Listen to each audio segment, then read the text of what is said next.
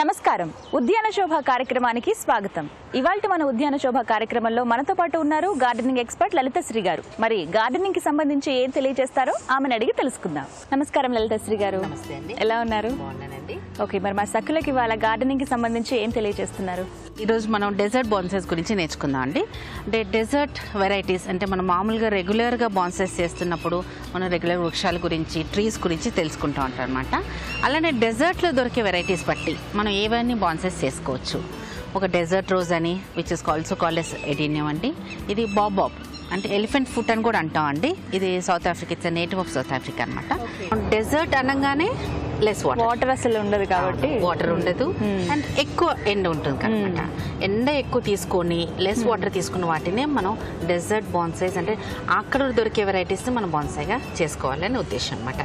Main గా ఇలాంటి bonsais అన్నిటికీ అంటే డెజర్ట్ బాన్సైస్ ఇవన్నీ లెస్ వాటరింగ్ తీసుకుంటాయండి. ఇట్స్ మన common sense. Monthly once watering పోస్తుంటాం. మంత్లీ వన్స్, నెలకు ఒకసారి వాటరింగ్ చేయాలి. ఇప్పుడు ఈ బాబాబ్ ఉంది చూడండి, ఆ కాండం చూడండి ఎంత బాగా లావుగా ఎస్టాబ్లిష్ అయింది.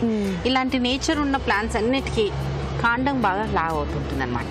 ఈ డెజర్ట్ బాన్సైస్ వాటన్నిటికి. ఎడీనియం డెజర్ట్ రోజ్ కూడా మనం కాండం బాగా లావ్ అవుతుంటుంది.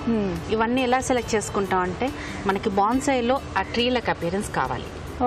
సో ఆ ట్రీ లైక్ అపియరెన్స్ ఇచ్చే ప్లాంట్స్ ఒక బాబో ప్లాంట్ కానీ, ఒక డెజర్ట్ రోజ్ కానీ, ఒక ఎపిక్యురేటా కానీ, అది ఎలిఫెంట్స్ ఫుట్ అంటాం, అది కూడా బాగా లావు కాండం ఇస్తుంటుంది.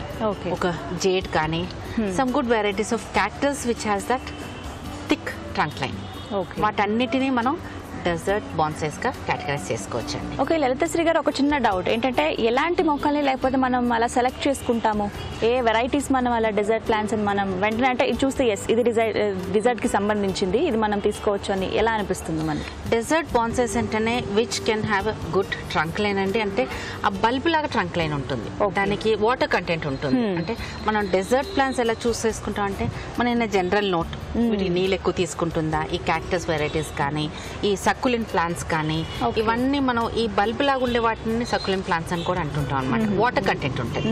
ఈ బల్బ్ వచ్చేది దాని characteristic of that plant only is to give a bulb like trunk line.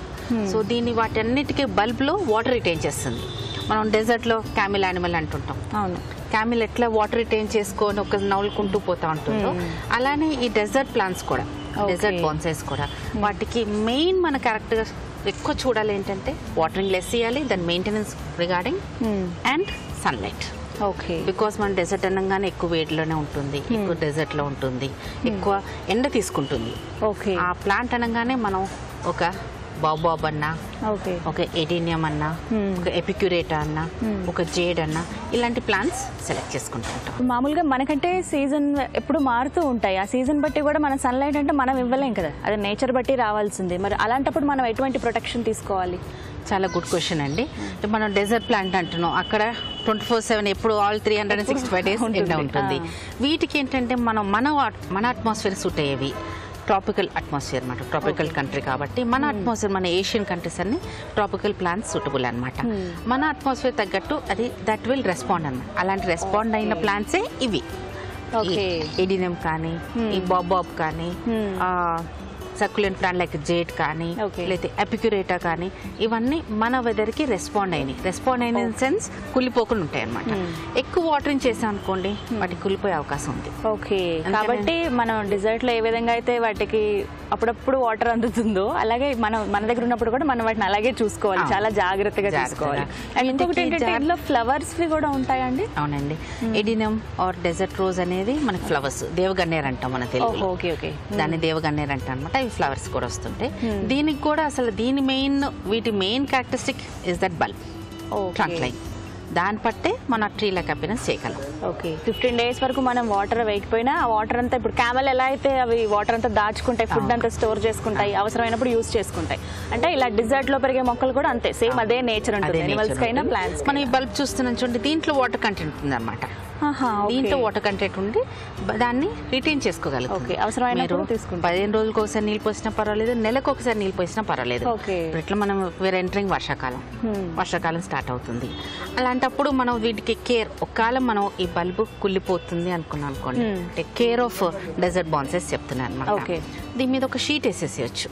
Okay. Sheet వర్షం పడినప్పుడు ఒక షీట్ వేసేస్తే నీళ్ళు బయటికి కారితే కానీ మన తొట్టులోకి మన ట్రేలోకి బాన్సై ట్రేలోకి కారం అనమాట. That's the maintenance for desert rose or desert bonsais. ఆ మెయింటెనెన్స్ ఏంటంటే మనం వాటరింగ్ ఎక్కువ ఇవ్వకూడదు. మీరు అన్నట్టు డెజర్ట్లో అయితే ఎప్పుడు ఎండ ఉంటుంది, మనకి వర్షాకాలం కూడా వస్తుంటుంది అనమాట. వర్షాలు పడుతున్నప్పుడు మనం ఈ ట్రంక్ లైన్ కాపాడుకోవాలి, కుళ్ళకుండా ఉండాలి. ఎందుకంటే ఓవర్ వాటరింగ్ చేస్తే తప్పకుండా ట్రంక్ లైన్ కుళ్ళిపోతుంది, మెత్త పడిపోయి పాడైపోతుంది అనమాట. ఆ రిజల్ట్ అది రాకుండా ఉండాలంటే మనం ఒక షీట్ వేసేయచ్చు. So whenever it is raining మనం బయటికి పడుతుంది కానీ ట్రేలోకి పడదనమాట. ఓకే. వాటరింగ్ ఒకటి చూస్ చేసుకుంటుండాలి. అంటే the maintenance or care for desert bonsais. Watering ఒకటి చాలా జాగ్రత్తగా ఉండాలండి. ప్రూనింగ్ పార్ట్ ట్రిమ్మింగ్ అంత ఉండదు ఎక్కువ. రెగ్యులర్గా మనకి ఇంతకన్నా హైట్ పోతే ఇక్కడ చూడండి ఒకసారి నేను ప్రూన్ చేశాను. దీనికన్నా హైట్ పోతేనే కొంచెం ప్రూనింగ్ చేస్తాను అనమాట. ఈ ప్రూనింగ్ అయిపోయినాక ఇంతనే మెయింటైన్ అవుతుంటుంది. వీటి మెయింటెనెన్స్ కూడా చాలా ఈజీ. మన బాన్సైస్ లో కూడా మనకి చాలా ఫేమస్ సెకండరీ బాన్సై లాగా డెజర్ట్ రోజ్ చాలా మంది చేస్తుంటాం అన్నమాట ఎడినం. కానీ not number 1 bonsai, typical bonsai variety అనలేము. ఓకే. సెకండరీ ఫ్యాన్సీ బాన్సై కూడా చేసుకోవచ్చు. మరి అంత అంటే మెయింటెనెన్స్ మరి అంత కష్టమేం కాదు, ఈజీగానే. మనం నార్మల్ గా ఇంట్లో ఎలా అయితే మెయింటైన్ చేస్తాం, ఒక జాగ్రత్త పడాలి, నీళ్ళు తక్కువ పోయాలి. ఓకే, అదొకటే జాగ్రత్త. ఎందుకంటే డిజర్ట్ కి సంబంధించినవి కాబట్టి ఖచ్చితంగా వాటర్ మాత్రం తక్కువ వేయాలి. ఇంకా ఇందులో వెరైటీస్ ఏమైనా చూపిస్తారా? చూద్దామండి. ఇక్కడ మనం ఒక డెజర్ట్ రోజ్ చూస్తున్నాము. దానికి ఫ్లవర్స్ వస్తాయి, ట్రంక్ లైన్ బాగా బల్బ్ లాగా ఉంటుంది అనమాట. శంఖంలో ఉన్న ప్లాంట్ చూద్దాం. లలితశ్రీ గారు, వీటికి మాన్యూర్ ఏ విధంగా ఉండాలంటారు? ఎందుకంటే వాటరింగ్ గురించి చెప్పారు, ఖచ్చితంగా మనకి వాటికి ఎప్పుడు అవసరం అయితే అప్పుడు వేయొచ్చు. 15 days ఈ గ్యాప్ అయితే ఇచ్చారు. సీజన్ బట్టి అయితే కొంచెం మనం పైన రూఫ్ ఒకటి మెయింటైన్ చేయడం చెప్పారు. మాన్యూర్ ఏ విధంగా ఉండాలి? దీనికి ఎక్కువ ఆర్గానిక్ మాన్యూరే వాడుతుంటాము. అంటే we can go for liquid manure also అనమాట. మనం ఎన్పికే లాంటిది, ఇన్ఆర్గానిక్ 317 ఎన్పికే మనకి మార్కెట్ దొరుకుతుంది. రెగ్యులర్ గా చెట్లకు వాడుకునేది. ఎన్పికే లాంటిది కూడా వేసుకోవచ్చు. ఆల్టర్నేటివ్ మంత్, ఒక 1 month ఆర్గానిక్ వేస్తే ఇంకో మంత్ ఇన్ఆర్గానిక్ వేయచ్చండి. ఇవి చాలా హార్డీ ప్లాంట్స్. ఒకటే జాగ్రత్త తీసుకోవాల్సింది అంటే only the watering part and sunlight. Okay, Lalithasri గారు చాలా చక్కగా చెప్పారండి. డిజర్ట్ ప్లాంట్స్ అనేవి మనకి చూస్తుంటాము, కానీ చాలా మందికి ఉంటుంది ఆశ గార్డెనింగ్ లో మనం కూడా అవి ఇక్కడ పెంచుకుంటే బాగుంటుందని. వాటి మెయింటెనెన్స్, మాన్యూర్, అలాగే వాటరింగ్, వాటి గురించి చాలా చక్కగా వివరించారండి మా సఖులందరికీ. ధన్యవాదాలు. నమస్తే.